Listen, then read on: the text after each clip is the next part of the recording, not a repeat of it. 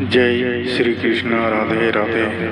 क्या आपने कभी गहराई से सोचा है कि जब मनुष्य का शरीर पंच तत्व में विलीन हो जाता है तब उसकी आत्मा कहाँ जाती है? क्या आत्मा सच में जीवित रहती है? और अगर हाँ तो क्या उसे भी भूख लगती है? क्या आत्मा भी किसी रूप में भोजन करती है? तो आज हम खोलेंगे गरुड़ पुराण के उन रहस्यमय पन्नों को जिन्हें केवल कुछ ही लोग जानते हैं। वो गूढ़ ज्ञान जो जीवन, मृत्यु और आत्मा के वास्तविक स्वरूप को उजागर करता है। यह कोई सामान्य ग्रंथ नहीं, स्वयं भगवान विष्णु द्वारा गरुड़ जी को उपदेशित शाश्वत सत्य है जो मृत्यु के बाद की यात्रा को विस्तार से समझाता है। इस वीडियो को अंत तक जरूर देखें, क्योंकि अंत तक पहुँचते पहुँचते आपको केवल मृत्यु का ही नहीं परमात्मा से जुड़ने का मार्ग भी दिखाई देगा, जो जीवन की सबसे महान उपलब्धि होती है। कथा का प्रारंभ कुछ यूँ होता है। भगवान विष्णु क्षीर सागर में ध्यान मग्न थे, तभी उनके वाहन और परम भक्त गरुड़ जी वहाँ उपस्थित हुए। भगवान ने अपनी आंखें खोली, मुस्कुराए और स्नेह से पूछा, हे गरुड़, आज तुम अत्यंत गंभीर भाव में प्रतीत हो रहे हो, कहो किस जिज्ञासा के उत्तर की खोज में आए हो? गरुड़ जी ने विनम्रता से कहा, हे प्रभु, जब कोई मनुष्य इस पृथ्वी से चला जाता है तो उसका शरीर तो पंच तत्व में समाहित हो जाता है, परंतु उसकी आत्मा का क्या होता है? क्या आत्मा भी भूख प्यास महसूस करती है? क्या मृतक को भी भोजन की आवश्यकता होती है? और यदि हाँ, तो हम जीवित लोग उसे कैसे अर्पित कर सकते हैं? प्रिय श्रोताओं, बस यहीं से आरंभ होता है गरुड़ पुराण का वह महान संवाद, जिसमें भगवान विष्णु आत्मा की भूख और पिंडदान की महिमा और मृत्यु के बाद की अदृश्य यात्रा का वर्णन करते हैं। फिर गरुड़ जी ने भगवान विष्णु को प्रणाम किया और बोले, हे प्रभु, आप तो अंतर्यामी हैं, सब जानते हैं, इस संसार में भला आपसे क्या छिपा है? परंतु हे भगवान, कई दिनों से एक प्रश्न को लेकर मेरा मन व्याकुल है। कृपया करके आप मेरे इस प्रश्न का उत्तर देकर मुझे संतुष्ट करें। फिर भगवान विष्णु बोले, हे गरुड़, तुम्हारे मन में जो भी प्रश्न है तुम निसंकोच होकर पूछो, मैं अवश्य ही उसका निवारण करूंगा। फिर गरुड़ देव बोले, हे भगवान, क्या यह सत्य है कि आत्मा को मृत्यु के बाद भी भोजन की आवश्यकता होती है? क्या आत्मा भी भोजन करती है?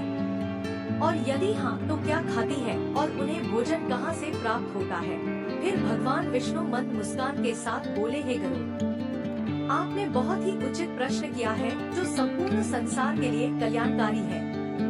हे गरुड़, मृत्यु केवल शरीर की होती है, आत्मा तो अमर है, परंतु वह भी भूख और प्यास का अनुभव करती है। पर इस रहस्य को अच्छे से समझने के लिए पहले मैं आपको एक कथा सुनाता हूँ। आगे भगवान विष्णु कहते हैं, हे गरुड़, इस कथा को जो भी व्यक्ति ध्यान पूर्वक और अंत तक सुन लेता है तो उसके कोटि कोटि पापों का नाश होता है। इस कथा को प्रारंभ करने से पहले आपसे निवेदन है कि इस वीडियो को एक लाइक करके कमेंट में जय श्री हरि विष्णु अवश्य लिखें। तो चलिए आज की कथा का रसपान करते हैं गरुड़ पुराण की इस ज्ञानवर्धक प्रस्तुति की। भगवान विष्णु गरुड़ देव को कथा सुनाना प्रारंभ करते हैं और कहते हैं, हे गरुड़, रामपुर नामक एक गांव था जहां जीवन अपनी गति से चलता था, लेकिन उस दिन गांव की हवाओं में कुछ अलग था, क्योंकि गांव की सबसे बुजुर्ग महिला गायत्री देवी का देहांत हो गया था। वे धार्मिक, संयमी और श्रद्धालु महिला थी। उनकी वृद्ध देव वर्षों की सेवा और साधना का प्रतीक बन चुकी थी। परंतु उस दिन उनके प्राण निकलते ही कुछ ऐसा घटा जिसने उनके परिवार और विशेष रूप से उनके बेटे मोहन की जिंदगी बदल दी। मोहन एक सरकारी कर्मचारी था जो शहर में रहता था। सूचना मिलने के बाद वह गांव लौट तो आया, लेकिन मां का अंतिम संस्कार पहले ही हो चुका था। वह बोला, अब क्या ही कर सकते हैं, मां को मोक्ष मिल गया होगा। गांव वालों ने समझाया, बेटा, पिंडदान और तर्पण अभी बाकी है, आत्मा को भूख प्यास लगती है, जब तक पिंड नहीं दिया जाता वह शांति नहीं पाती। मोहन मुस्कुराया और बोला, यह सब अंधविश्वास है, आत्मा को खाना नहीं चाहिए। रात का तीसरा पहर था। मोहन अपनी माँ के कमरे में ही सो गया। गहरी नींद में था जब उसे एक सपना आया, पर यह सपना नहीं जी था, कोई चेतावनी थी। कमरे में अंधेरा छाया हुआ था, लेकिन उस अंधेरे में एक धुंधली आकृति उभरी। माँ की आवाज आई, बेटा। यह सुनकर सोहन चौंक पड़ा। माँ उसने देखा, माँ खड़ी थी पर उनका चेहरा पीला था, आंखें गहराई में डूबी हुई और शरीर पर वही पुराना साड़ी काका पड़ा। माँ बोली, मुझे भूख लगी है। मोहन कांप उठा, आपको भूख? लेकिन अब तो दोस्तों, माँ का स्वर अब करुणा और पीड़ा से भर गया। बेटा, शरीर चला गया है लेकिन आत्मा जीवित है। जब तक तुम तर्पण और पिंडदान नहीं करोगे मैं तृप्त नहीं हो सकती। मेरा सूक्ष्म शरीर तड़प रहा है। अचानक कमरे की दीवारें कांपने लगी। माँ की छाया धुएं में बदल गई और सोहन की नींद टूट गई। पसीने में तरबतर दिल जोर जोर से धड़क रहा था। सुबह होते ही मोहन उठ बैठा। सपना आंखों में घूम रहा था। वह सोचने लगा, क्या माँ सच में भूखी है?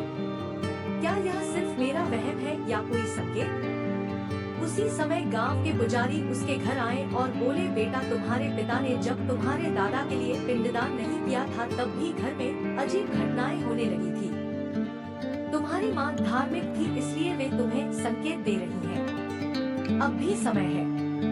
पिछली रात मोहन ने माँ की आत्मा को देखा था, भूखी, असहाय और तड़पती हुई। उस रात के बाद उसकी सोच बदल चुकी थी। वह जानना चाहता था, क्या सच में आत्मा को भूख लगती है? क्या यह सब केवल एक सपना था या गरुड़ पुराण में सचमुच इसका कोई प्रमाण है? वह गांव के वृद्धा और विद्वान पंडित त्रिभुवन शर्मा के पास गया। उन्होंने गरुड़ पुराण का संदर्भ खोलते हुए कहा, बेटा, जब कोई जीव इस शरीर को छोड़ता है तब उसकी आत्मा सूक्ष्म शरीर में प्रवेश कर लेती है। यह सूक्ष्म शरीर ही उस आत्मा का अस्थायी माध्यम बनता है जिसके जरिए वह अपने कर्मों के अनुसार यमलोक की यात्रा करती है। लेकिन यह यात्रा तुरंत नहीं होती। मृत्यु के बाद आत्मा कम से कम 10 दिन तक इस पृथ्वी पर ही रहती है। वह अपने घर, अपने प्रियजनों के बीच ही भटकती है, परंतु अब वह किसी को छू नहीं सकती, अपनी बात कह नहीं सकती, सिर्फ महसूस कर सकती है पीड़ा, अकेलापन और भूख। जिस प्रकार शरीर को भोजन चाहिए होता है, उसी तरह सूक्ष्म शरीर को भी एक प्रकार का पोषण चाहिए होता है। यह पोषण तिल, जल और दान के माध्यम से उसे प्राप्त होता है। आत्मा को शांति तभी मिलती है जब उसके लिए तर्पण और श्राद्ध कर्म विधि पूर्वक किए जाए।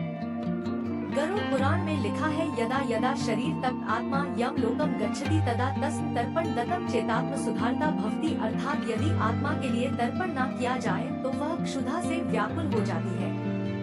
दोस्तों, फिर मोहन ने उत्सुकता से पूछा, लेकिन आत्मा तो अदृश्य है, वह भोजन को कैसे ग्रहण करती है?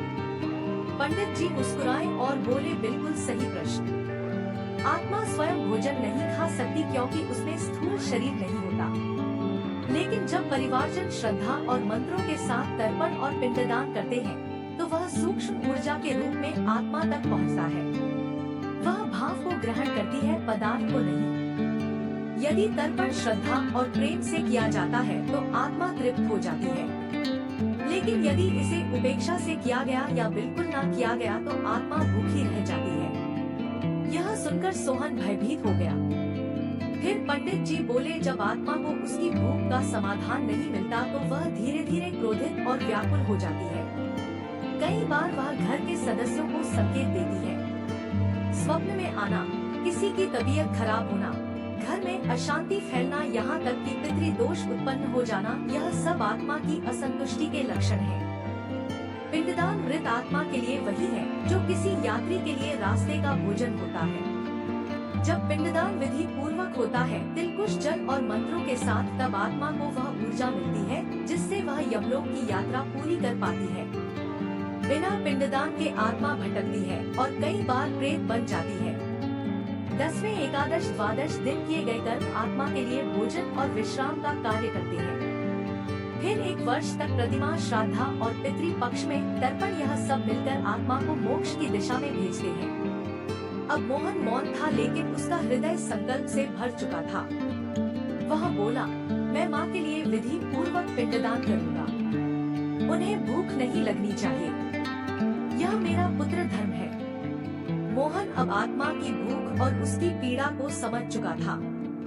माँ की तड़पती छाया, पंडित त्रिलोचन के शब्द और गरुड़ पुराण की शिक्षाएं, सब कुछ अब उसे एक ही दिशा में ले जा रहे थे। लेकिन अब उसके सामने प्रश्न था, पिंडदान कैसे किया जाए, क्यों किया जाए, और इसके पीछे का रहस्य क्या है। पिंडदान क्या है? पंडित त्रिलोचन ने समझाया, पिंड का अर्थ होता है अन्न का वह गोल आकार जिसमें तिल, जौ, घी, दूध, चावल और जल मिश्रित होते हैं। इसे मंत्रों के साथ मृत आत्मा को अर्पित किया जाता है। यह पिंड आत्मा के सूक्ष्म शरीर के लिए ऊर्जा, भोजन और यात्रा का माध्यम होता है। गरुड़ पुराण में लिखा है, पिंडे तीर्थं तृप्यति पितरा सदा, अर्थात पिंडान तीर्थ, जल और अन्न के माध्यम से पितर सदा तृप्त होते हैं।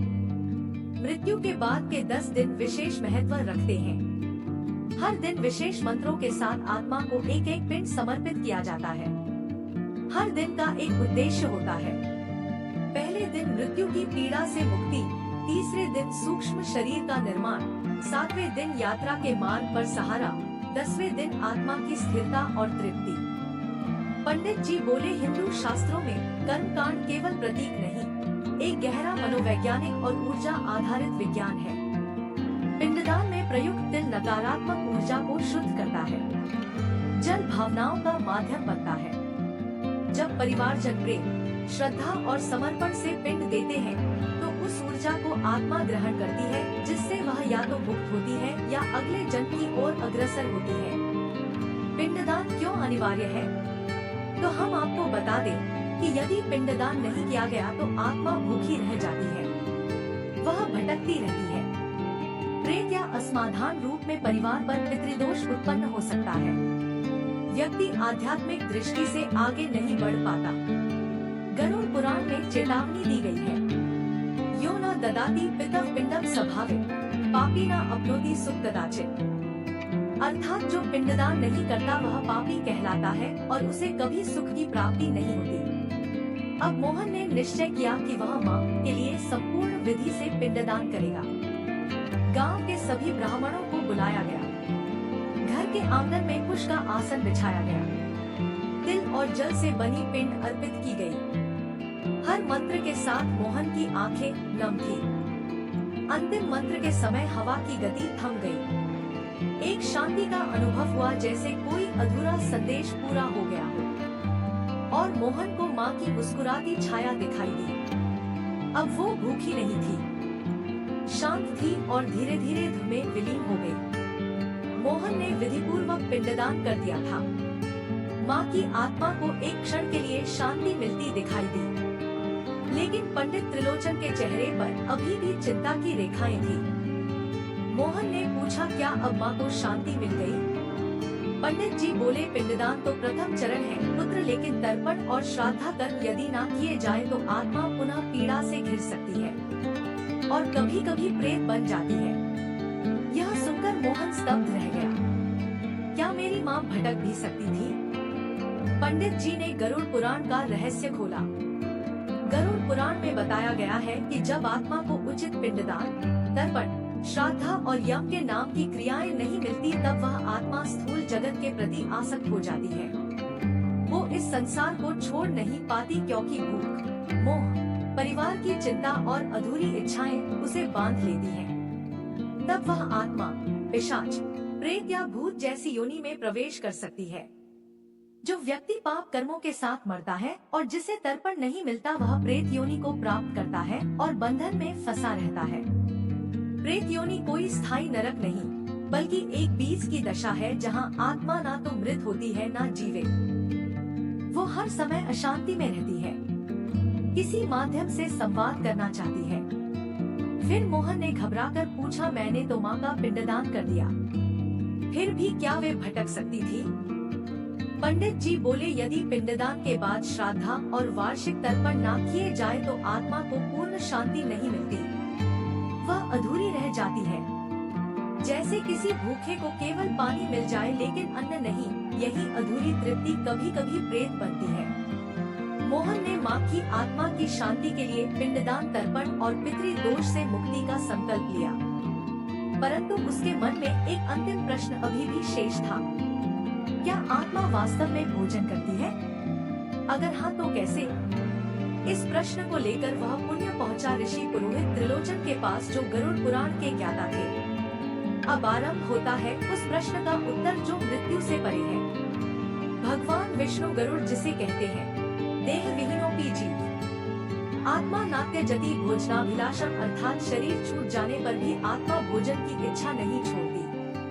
आत्मा एक सूक्ष्म शरीर में विचरण करती है जिसे लिंग शरीर कहा गया है। यह शरीर भौतिक भोजन तो नहीं कर सकता, परंतु ऊर्जा रूप में अन्न, श्रद्धा और भावना को ग्रहण करता है। आत्मा को कब और कैसे भोजन मिलता है? तो हम आपको बता दें कि आत्मा को भोजन पहुंचता है इन विशेष कर्मों से। पहला है पिंडदान। पिंड यानी चावल, तिल, घी आदि मृतक की आत्मा को ऊर्जा रूप में पोषण प्रदान करता है। श्रद्धा से किया गया पिंडदान आत्मा के सूक्ष्म शरीर को भोजन के समान ही तृप्त करता है। दूसरा है तर्पण। तर्पण में जल, तिल और मंत्रों के साथ पितरों को अर्पण किया जाता है। इससे आत्मा को शांत व तृप्त होने की ऊर्जा तरंगे प्राप्त होती है। और तीसरा है श्राद्धा भोज। ब्राह्मणों को श्रद्धा से भोजन कराने से आत्मा को प्रतीकात्मक रूप से अन्न की प्राप्ति होती है। यह भोजन आत्मा के लिए मानसिक संतोष और पुण्य ऊर्जा बन जाता है। गरुड़ पुराण के अनुसार जब किसी व्यक्ति की मृत्यु होती है तो आत्मा शरीर को छोड़ देती है। जैसे ही आत्मा शरीर से अलग होती है, वैसे ही यमदूत आते हैं और आत्मा को यमलोक की ओर ले जाते हैं। आत्मा का शरीर से बिछड़ना बहुत ही कष्टदायक होता है। जब आत्मा शरीर से अलग होती है तो वह बहुत ही दुखी होती है। वह बार बार अपने शरीर के पास जाती है और सोचती है कि यह मेरा शरीर है, मुझे इसमें वापस जाना है। लेकिन ऐसा हो नहीं पाता। आत्मा अपने शरीर से बिछड़ने के बाद अपने घर, अपने परिवार के पास जाती है, पर कोई उसे देख नहीं सकता। वह रोती है, चिल्लाती है, अपने परिवार वालों से बातें करती है, लेकिन कोई उसकी बात नहीं सुन पाता। ऐसे में आत्मा को बहुत भूख और प्यास लगती है, लेकिन वह कुछ खा नहीं सकती क्योंकि वह अब सूक्ष्म शरीर में होती है। गरुड़ पुराण में यह भी कहा गया है कि जब तक आत्मा को विधि पूर्वक पिंडदान नहीं मिलता, तब तक आत्मा भूखी, प्यासी और दुखी रहती है। पिंडदान के द्वारा ही आत्मा की भूख और प्यास शांत होती है। जब घर वाले पिंडदान करते हैं तो आत्मा उसे ग्रहण करती है और संतुष्ट होती है। इसलिए गरुड़ पुराण में पिंडदान को अत्यंत आवश्यक बताया गया है। पिंडदान के बिना आत्मा को शांति नहीं मिलती, वह इधर उधर भटकती रहती है। उसे ना तो जल मिलता है, ना ही अन्न। जो भी व्यक्ति अपने मृत पूर्वजों के लिए पिंड दान करता है, वह न केवल अपने पितरों को संतुष्ट करता है, बल्कि स्वयं के जीवन में भी सुख और समृद्धि प्राप्त करता है। इसलिए गरुड़ पुराण में यह कहा गया है कि मनुष्य को अपने पितरों के लिए पिंडदान अवश्य करना चाहिए। हर हर महादेव। अगर वीडियो पसंद आई तो हमारे चैनल को सब्सक्राइब करें। धन्यवाद।